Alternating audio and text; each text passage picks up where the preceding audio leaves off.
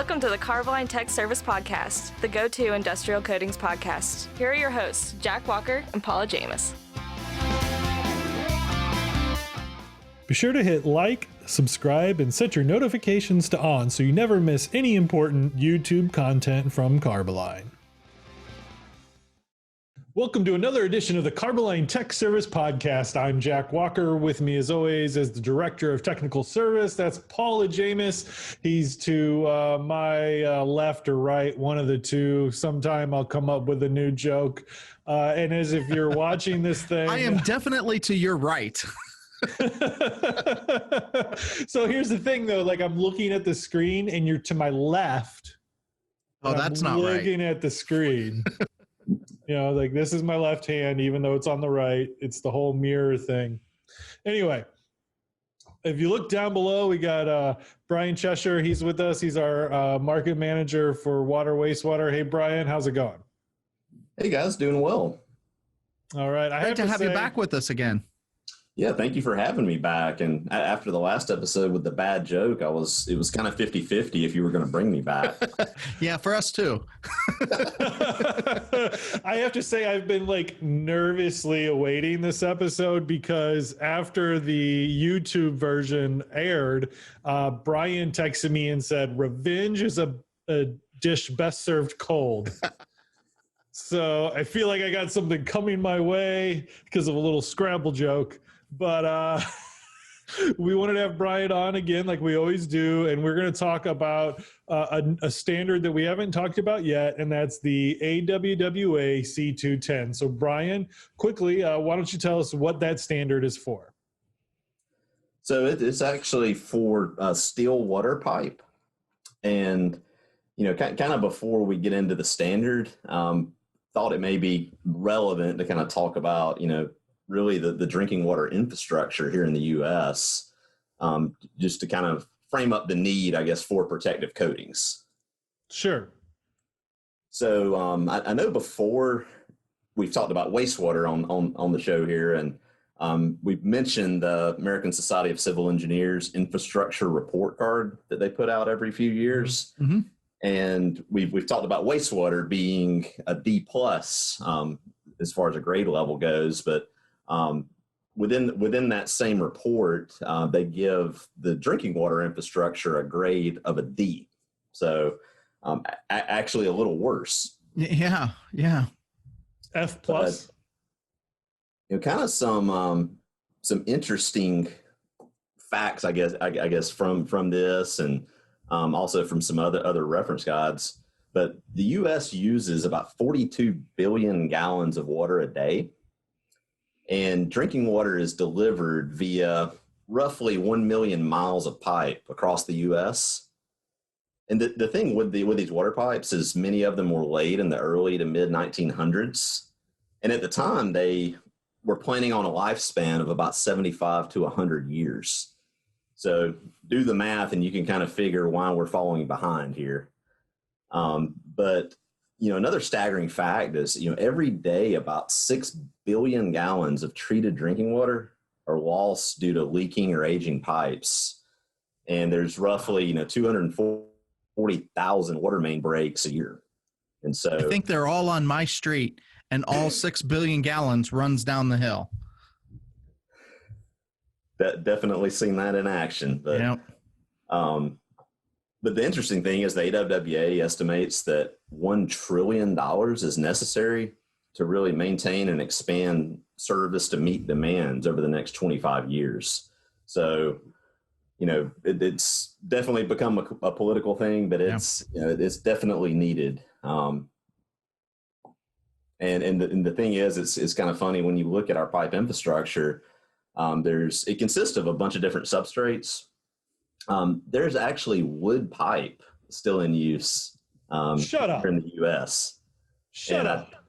I was on a industry webinar the other day, and they made the comment that wood pipe is actually used in parts of Washington, D.C., and they joked about it being basically running under the Smithsonian when instead it should be in the Smithsonian. Right? Yeah. But, you know, some of the other... Other types of substrates that you see in our pipe infrastructure, you've got concrete, copper, cast iron, ductile iron. But the focus of today's conversation is on steel, which does comprise a good bit of our infrastructure.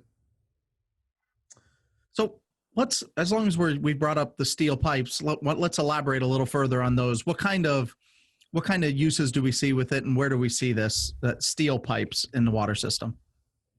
Yeah, so I mean, you see it in a lot of different places, but anything from aqueducts, supply lines, transmission mains, penstocks, even piping when you get into the treatment plant, force mains, and then many more uses.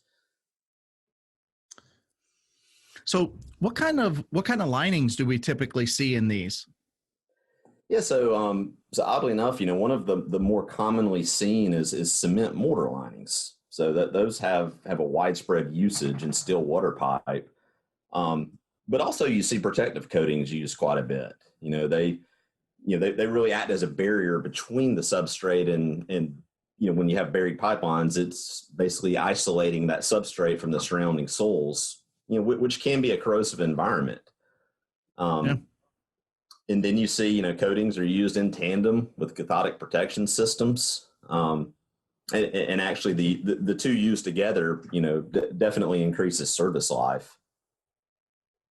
Yeah, and we did talk a little bit about this with when we talked about AWWA C210.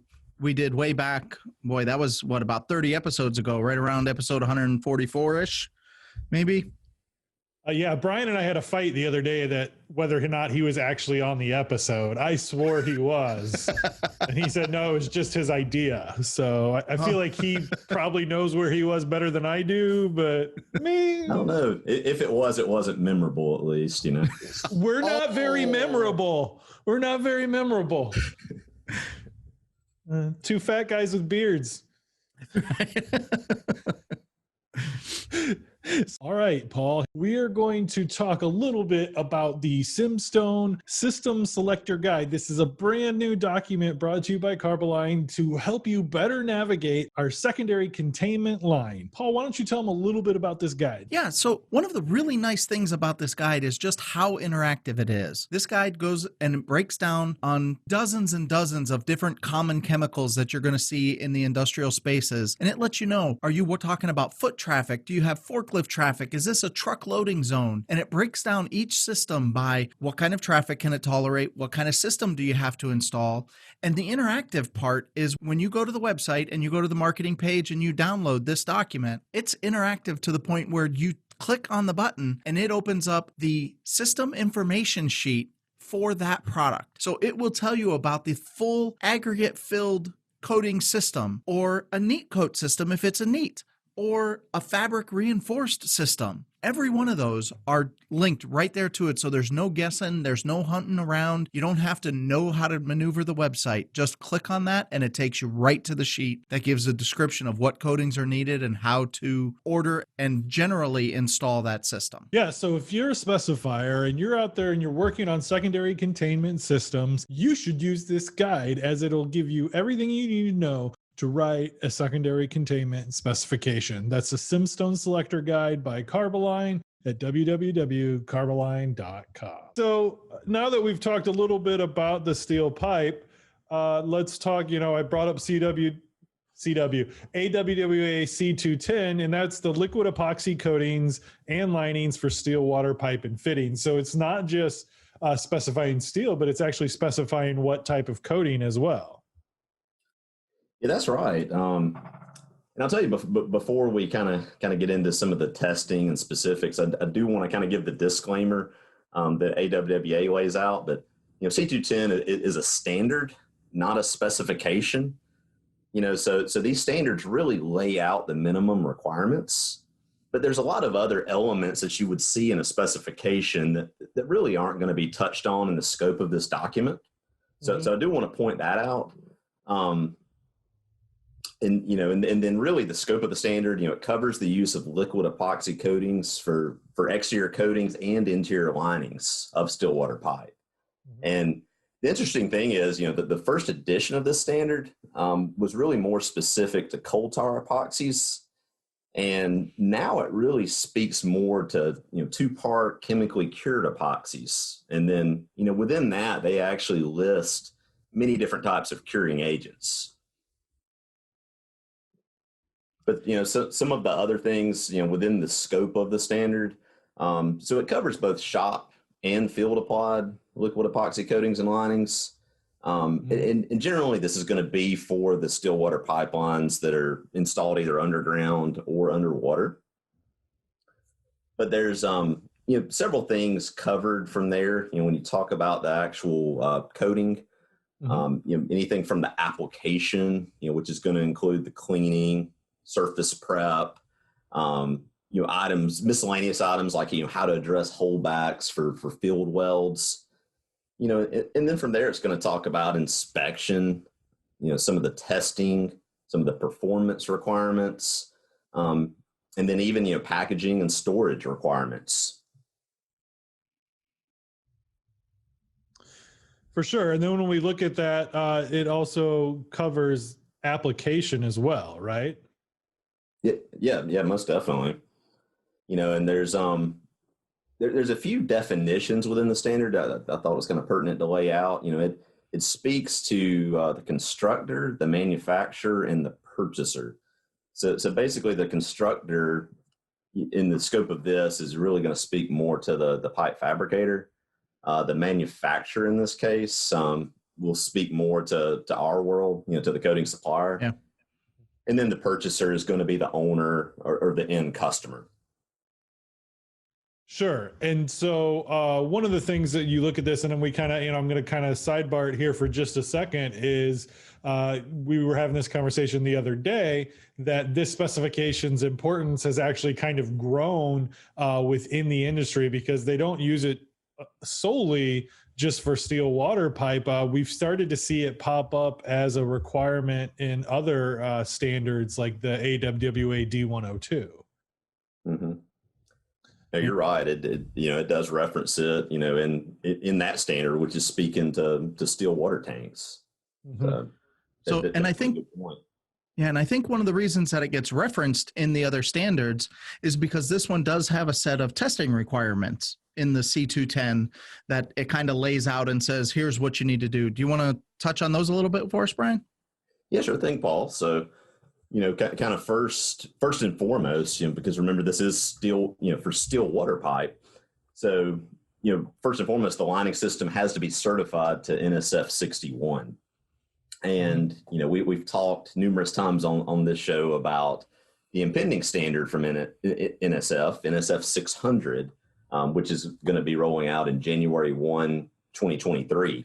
So it's safe to say that moving forward, you're going to have to meet NSF 61 and NSF 600. But as far as like on our side, getting one of our products pre-qualified in order to be able to say we meet the requirements of C210, there's some specific testing that we have to pass. One of which is immersion testing for 30 days.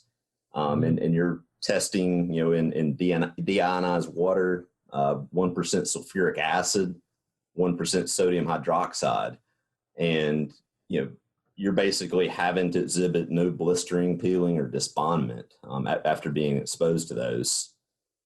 And then, cathodic disbondment testing, through ASTM G8. There's a minimum or I guess a maximum allowable level there. Mm-hmm. And this is important because, as I mentioned earlier, cathodic protection systems are often utilized on these buried pipelines. And then lastly, when you talk about the pre-qualification, dielectric strength through ASTM D149, and this is really an indicator of how good an insulator the coating or material is. For sure. And those last two that we talked about, the cathodic disbondment and the dielectric strength, are both kind of what makes this standard a little challenging for coatings. Those are some rigorous tests. and the ability to pass those is very important for this standard, and it's really kind of what separates it from the other immersion standards in this arena. So having these pre-qualifications that you have to do, the system really exhibits its maximum protection, because in a lot of cases you've got 20, 40, 60, sometimes 80-foot long sticks of pipe, and it's hard to do inspections through that whole thing. Lighting is bad. Sometimes you have small diameter pipes, and it's really important to be able to make sure that the coating system can tolerate any imperfections that may happen during the installation process, or as it's being installed into the system. Having a good system is how you try to get the maximum life out of these, because nobody wants to have their front yard dug up again.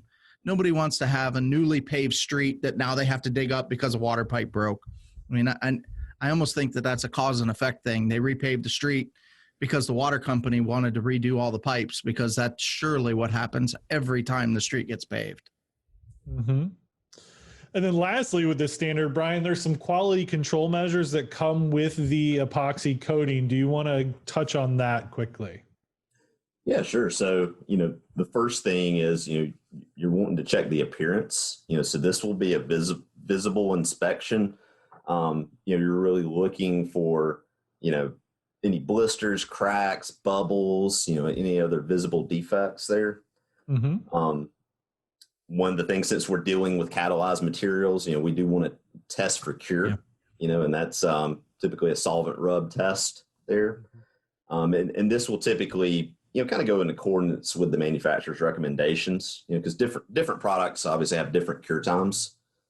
One of the things that's kind of important to point out is the dry film thickness. So they specify a minimum of 16 mils, but they kind of leave the maximum, basically to either the manufacturer or even the purchaser or the owner, the person that's going to be owning this asset, once it gets out into the field. But but there's situations, maybe you have, high velocities, maybe you have some abrasive elements, where you need greater film build.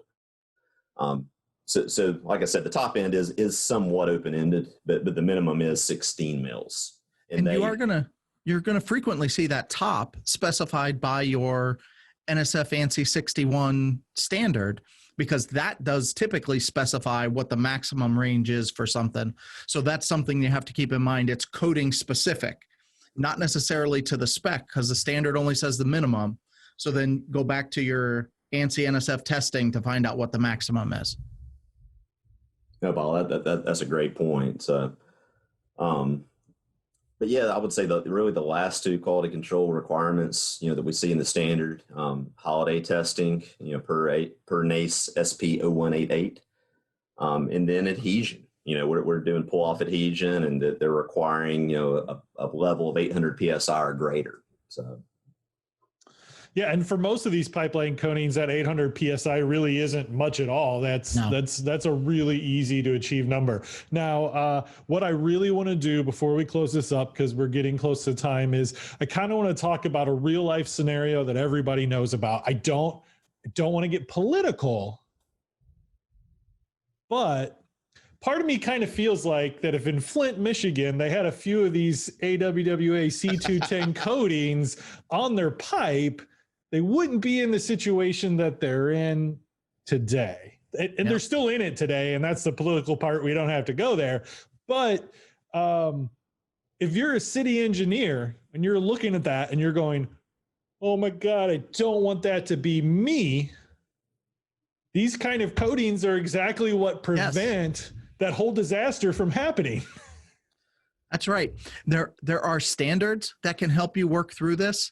There's departments you can call into the Carboline Tech Service Department. We can help narrow down some of these.